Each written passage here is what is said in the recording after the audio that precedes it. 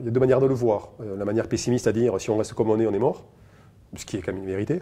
Dit autrement, c'est que si on continue à se dire on est sur une logique où je suis obligé d'augmenter mes prix de journée parce que j'ai des salaires qui augmentent, des gens qui sont bien chez nous qui restent, sauf que les prix de journée n'augmentent pas, parce que nos clients ne font pas augmenter. Donc, il faut que j'augmente le nombre de jours vendus. Si j'augmente le nombre de jours vendus, ça va être compliqué parce qu'on va commencer peut-être à faire moins de qualité. Donc, ça va se percevoir. Les gens vont aller chercher des actions faciles à faire pour faire le chiffre. Donc, au bout d'un moment, ils vont perdre de l'intérêt à faire ces interventions parce que ce seront sans valeur. Le truc innovant, sympa, mais qui ne rapporte pas, on ne va pas le faire. Donc, ils vont se barrer au bout d'un moment parce qu'ils ne seront pas contents. Et puis, l'entreprise va perdre de la compétence au global parce que des super références qu'on avait ou l'image qu'on a à être positionné sur des sujets un peu innovants, on l'aura plus. Donc, ça, c'est la manière pessimiste de voir le truc en disant si on fait rien, on est mort. Mais c'est vrai, la manière optimiste, c'est de dire on est sur un sujet d'innovation où on a la liberté de faire ce qu'on veut.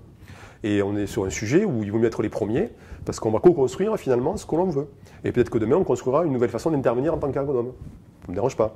Donc on a des sujets parallèles qui naissent un peu. On fait de l'innovation sur des outils de prédiagnostic et de l'intelligence artificielle, pas pour tuer le métier d'ergonome, mais pour se dire s'il y a des choses qu'on peut faire plus facilement et moins cher, qui nous permettent de finalement valoriser ce qu'on sait faire, pourquoi pas. Ouais, on est en train de venir faire évoluer petit à petit, je pense, la manière d'intervenir, la manière de vendre ce qu'on fait. Et c'est ça qui est hyper intéressant parce que c'est de l'innovation. Donc embarquer des collaborateurs dans l'innovation, ils sont forcément intéressés. Ils ont compris qu'ils se co-construisaient aussi leurs propres conditions de travail. Donc c'est ça aussi qu'on essaye de faire, c'est-à-dire que finalement, moi j'ai toujours dit, si on est capable de travailler 4 jours par semaine et avoir une rémunération qui nous permet d'être satisfait de ce qu'on a, mais il n'y a aucun problème.